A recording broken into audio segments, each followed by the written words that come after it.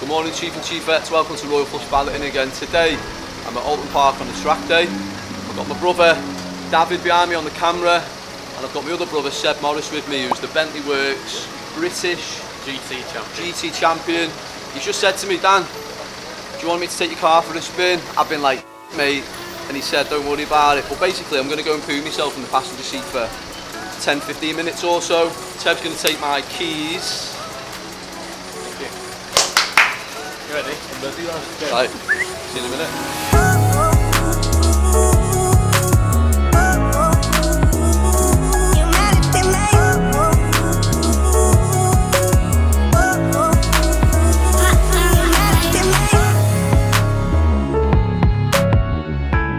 Now then, I've got Seb in the driver's seat. He's a professional race car driver. He's taken it for a little spin for me to show me what a real racing driver drives like. I like to think I'm a pretty good driver. However, I'm sure my brother Seb is going to show me the works, show me how real racing drivers do. I'm a little bit nervous. I'm sure my bum is going to do 50p, 20p every second. I do apologise for any bad smells in advance as well. So Seb is also one of my new supportive clients, aren't you, brother? I am indeed. He's now in the Royal Flush family, getting maintained every month by us. He's got a lovely Aston Martin, what is it, Vantage? DB9. DB9. Beautiful car, mate. So, my bro, while we're here talking then, tell me what you achieved last year. What was the crack last year?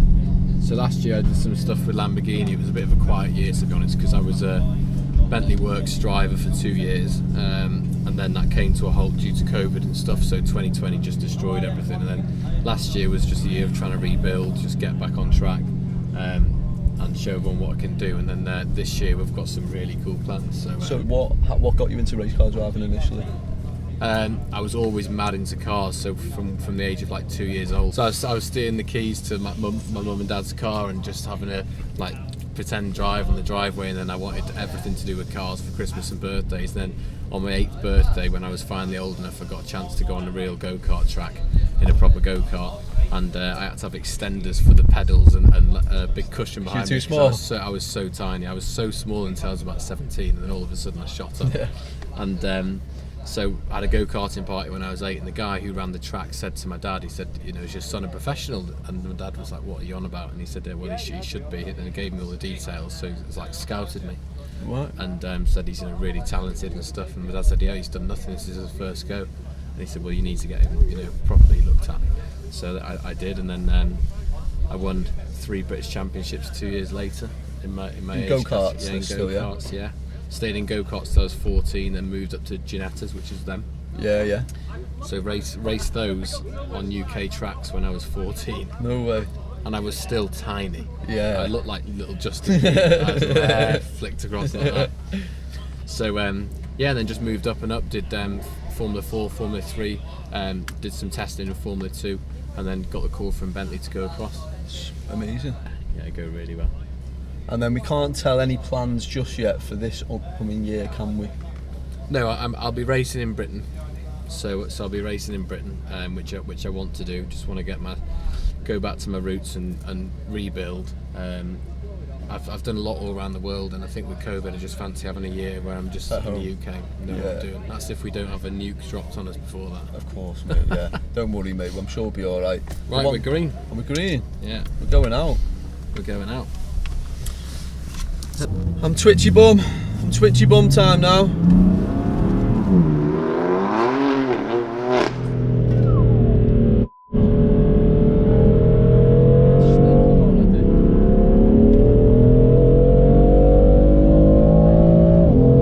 Jesus Christ.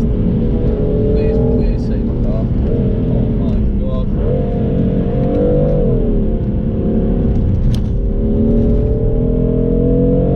Woohoo! Shit!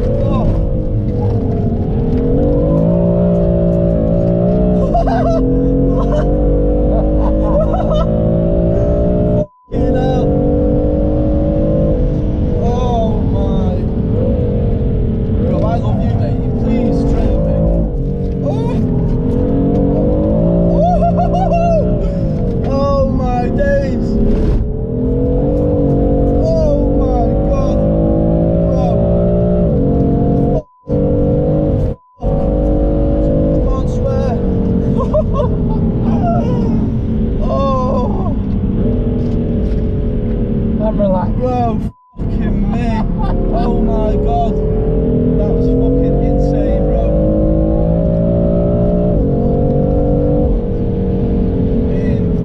Insane. Mate, I need to stop swearing. You have to get a bleeper. I know.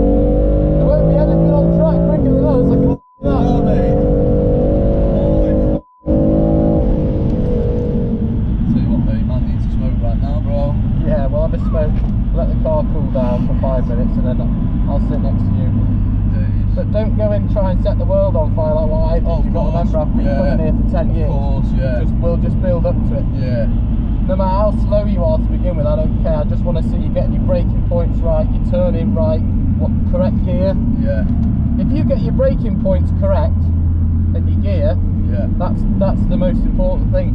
Yeah. Shit. That was an experience and a half, bro. Back down to normality now. Yeah, in here. Bro, it gives you a buzz, that. Yeah, mate. There's no feeling like it. Oh.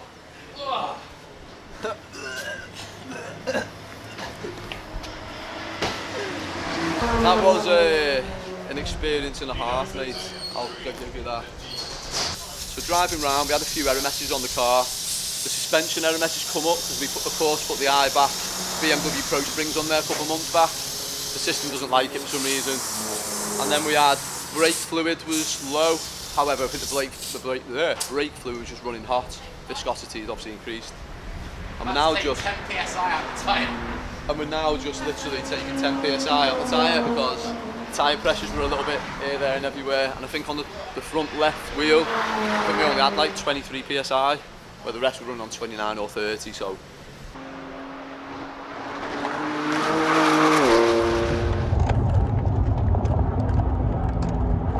doesn't like my normal line. I feel like I've got Seb in now, so I'm no, don't push any out that you were before. I'll forget you're in here.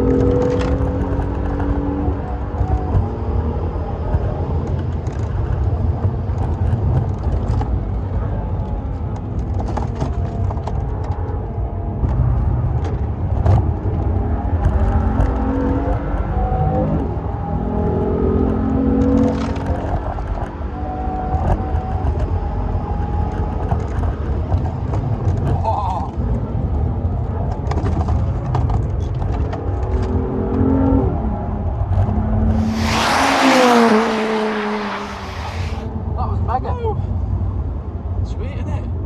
Mate, bro, I love this, you know. This is like, honestly, there's not many feelings that feel like it, is there? There's not much out there, mate. Did you notice how silent I was then? Yeah. Because you got a really good feel for it. There wasn't anything you were doing where it was wrong. There wasn't any times I thought I got scared, thinking, oh, you're going in too quick.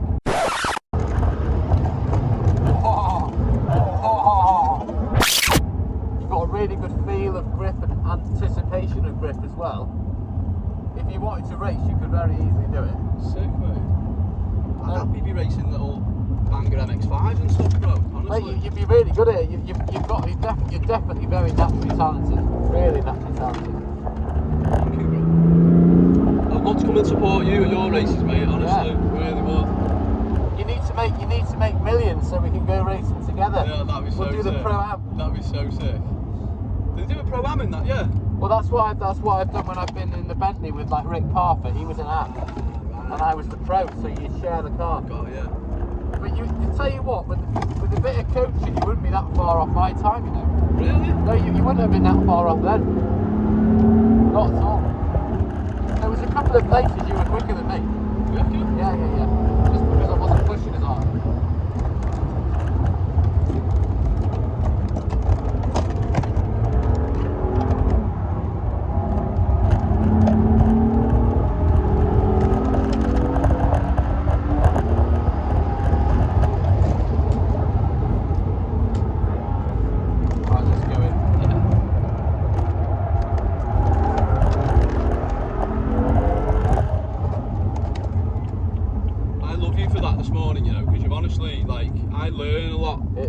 Yeah, I can see how much you've learned. You've taken loads in. There was some interesting gear stuff you were doing that was better as well. Like halfway through a chicane, you went up to third. It was better than what I was doing. And then in the hairpin, that big long one, in Island hairpin, you were going in second, then coming out in third to use the torque. Yeah.